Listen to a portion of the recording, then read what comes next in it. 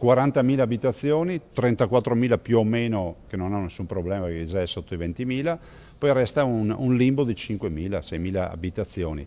Non tutti hanno problemi, se qualcuno pensa di aver avuto qualche ingiustizia con aumenti di canoni o quant'altro, ben venga che si rechi ad Ater e verranno verificate le singole posizioni, la legge può anche essere non perfetta. I correttivi potranno arrivare, i gruppi provinciali sotto l'egida della Regione sono al lavoro per eventuali aggiustamenti alla legge regionale che ha rivisto i canoni di affitto degli alloggi popolari. Abbiamo già in animo di fare alcuni aggiustamenti rispetto ai risparmi personali che si hanno in banca piuttosto che alle età e quindi per gli anziani o quant'altro o alle superfici.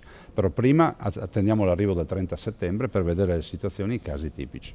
Sono circa 3.000 inquilini su 40.000 che non hanno ancora presentato ad oggi una denuncia sulla loro situazione patrimoniale, immobiliare e mobiliare. Sono invitati a presentarle anche perché comunque questa è una condizione sine qua non per poter fare un calcolo esatto. Pensare di avere 3.000 persone o giù di lì che non presentano la denuncia dei redditi o meglio i loro redditi alla regione e vivono in una casa popolare, insomma apre uno scenario che può anche diventare inquietante. Le false dichiarazioni per ottenere un alloggio popolare saranno oggetto di una denuncia alla procura, annuncia il presidente del Veneto Luca Zaia. Chi invece ha dubbi sugli aumenti, l'appello è quello di rivolgersi agli sportelli Ater per far verificare la posizione. Ci sarà un aggiustamento della legge anche approfittando dei casi limite, casi che magari difficilmente con la prima legge si potevano intravedere e ci sarà un aggiustamento della legge e dei regolamenti e dopodiché le case devono essere date alle persone che ne hanno bisogno. Abbiamo 14.000 veneti che oggi hanno necessità di avere una casa e posso garantire che l'ISEE di Ventimiglia se lo vedono da distante, che sono veramente in grosse difficoltà.